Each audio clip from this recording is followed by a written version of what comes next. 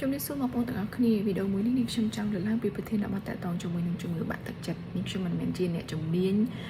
ផ្នែកជំងឺបាក់ទឹកចិត្តទេប៉ុន្តែបងប្អូនគួរតែចាប់អារម្មណ៍ទៅលើជំងឺនេះដោយសារតែនេះខ្ញុំឃើញរបាយការណ៍ពីក្រសួងសុខាភិបាលដែលគេទើបតែបូកសរុបការងារប្រចាំឆ្នាំអញ្ចឹងទៅហើយខ្ញុំឃើញវាមានភាពគួរឲ្យភ្ញាក់ផ្អើលតកតងជាមួយនឹងសុខភាពបច្ចុប្បន្នរបស់បងប្អូនប្រជាពលរដ្ឋហើយតួយ៉ាងតកតងជាមួយនឹងជំងឺបាក់ទឹកចិត្តគឺជាជំងឺមួយដែលត្រូវបានកត់ចូលទៅក្នុងរបាយការណ៍របស់ក្រសួងសុខាភិបាលហើយឃើញថាវាជាចំនួនមួយដែលគួរឲ្យព្រួយបារម្ភនេះខ្ញុំសូមលើកឡើងពីចំណុចកន្លែងនេះបន្តិចថាជំងឺបាក់ទឹកចិត្តបញ្ហាផ្លូវចិត្តក៏អាចធ្វើឲ្យរាងកាយរបស់យើងទទួលរងនូវឥទ្ធិពលចាបងប្អូនអាចឈានទៅដល់កើតវិបត្តិជំងឺកាពះពោះវៀនដោយសារតែយើងគិតច្រើនគេអត់លក់យូរទៅវាធ្វើឲ្យរាងកាយយើងចុកខ្សោយមុខងារថ្លើមមុខងារលំពេងផ្សេងៗនេះក្នុងរាងកាយយើងនិយាយរួមទៅគឺវានឹងរងសម្ពាធពីជំងឺបាក់ទឹកចិត្តរបស់យើងដោយខ្លួនឯងអញ្ចឹងរបាយការណ៍របស់ក្រសួងសុខាភិបាលនេះខ្ញុំសូមលើករបាយការណ៍យកមកនិយាយតកតងជាមួយនឹងរបាយការណ៍របស់ក្រសួងសុខាភិបាលនៅក្នុងឆ្នាំ2025ឃើញថាសម្រាប់អ្នកដែលមានជំងឺផ្លូវចិត្តមានរហូតដល់ទៅ389,553ករណីចំនួននេះគឺជាចំនួននៅក្នុងឆ្នាំ2025ហើយបើធៀបជាមួយនឹងឆ្នាំ2024យើងឃើញថាមានការកើនឡើងនៃអ្នកដែលមានជំងឺផ្លូវចិត្តនឹងរហូតដល់ទៅ37.8%ធៀប2025ធៀប2024ប៉ុន្តែដោយឡែកជំងឺផ្សេងទៀតជំងឺទឹកនោមផ្អែមជំងឺមហារីកក៏កើនឡើងគួរឲ្យកត់សម្គាល់ដែរប៉ុន្តែនេះខ្ញុំលើកយកតែចំណុចតាក់ទងជាមួយនឹងជំងឺផ្លូវចិត្តហ្នឹងអញ្ចឹងបងប្អូនគិតថាអ្នកខ្លះក៏តែងតែត្រាម៉ាក៏តែងតែនិយាយថាអូពិបាកចិត្តរឿងនេះអត់សប្បាយចិត្តរឿងនោះអ្នកខ្លះអត់ចូលចិត្តទៅណាចង់នៅម្នាក់ឯងស្ងប់ស្ងាត់អ្នកខ្លះអត់ចូលចិត្តភាពអ៊ូអអត់ចូលចិត្តជួបជុំជាមួយមិត្តភ័ក្តិខាងក្រៅទេចាប៉ុន្តែគាត់ដឹងតែខ្លួនឯងមានជំងឺបាក់ទឹកចិត្តគាត់ព្យាយាមយកជំងឺផ្លូវចិត្តហ្នឹងទៅនិយាយជាមួយមនុស្សជុំវិញខ្លួនអត់មានអ្នកណាគេស្ដាប់គាត់តតែសោះក៏ប៉ុន្តែ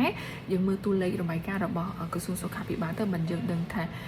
អ្នកដែលមានជំងឺផ្លូវចិត្តគឺច្រើនមែនទែនហើយជំងឺផ្លូវចិត្តនេះគឺជាជំងឺមួយដែលគួរឲ្យព្រួយបារម្ភដែរមនុស្សខ្លះមានជំងឺផ្លូវចិត្តមិនបានទៅសម្លាប់ខ្លួនទេប៉ុន្តែជំងឺនោះវានឹងសម្លាប់មនុស្សនេះដោយមិនដឹងខ្លួនដែលធ្វើឲ្យមនុស្សបានឈានទៅកើតនៅជំងឺផ្សេងបំលែងពីរូបរាងកាយរបស់យើងពីបញ្ហាផ្លូវចិត្តហ្នឹងដោយសារតែយើង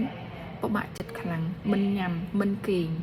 ចាញ៉ាំបាយមិនទៀងទាត់ចាហើយមិនមានភាពរីករាយតតែសោះតែម្ដងអញ្ចឹងវាធ្វើឲ្យសារពាង្គកាយរបស់យើងសរីរាង្គផ្នែកខាងក្នុងរបស់យើងរងសម្ពាធខ្លាំងនេះខ្ញុំលើកឡើងនេះមិនមែននេះខ្ញុំអ្នកជំនាញសុខាភិបាលទេប៉ុន្តែតាមការស្រាវជ្រាវកន្លងមកអញ្ចឹងចង់ឲ្យអ្នកទាំងអស់គ្នាយកចិត្តទុកដាក់ទៅលើជំងឺផ្លូវចិត្តបន្តិចហើយជាពិសេស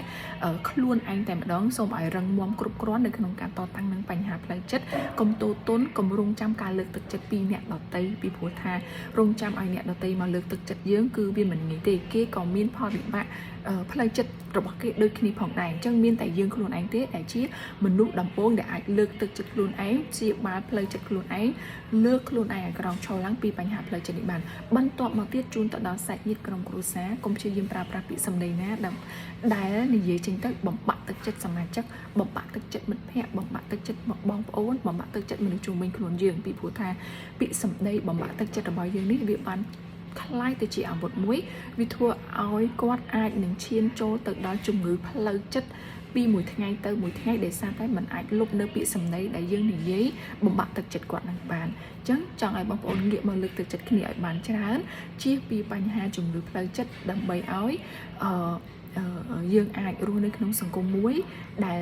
សុខសាន្តកុំឲ្យជំងឺផ្លូវចិត្តនេះវាคล้ายទៅជាតួលេខមួយរួមផ្សំចូលជាមួយនឹងជំងឺផ្សេងទៀតដែលកំពុងតែជាបញ្ហាព្រួយបារម្ភនៃកម្ពុជាយើងផងដែរអញ្ចឹងនេះខ្ញុំមានតែប៉ុណ្្នឹងទេអរគុណចំណាប់បងប្អូនទាំងអស់គ្នាអ្វីដែលនេះខ្ញុំចង់និយាយចុងក្រោយសូមឲ្យបងប្អូននឹងថាមានតែយើងខ្លួនឯងតែប៉ុណ្ណោះដែលអាចការពារខ្លួនឯងដែលអាចផ្ដល់កម្លាំងចិត្តខ្លួនឯងឲ្យមុនអ្នកដទៃដែលគេមកផ្ដល់កម្លាំងចិត្តឲ្យយើងអរគុណច្រើនបងប្អូនជំរាបលា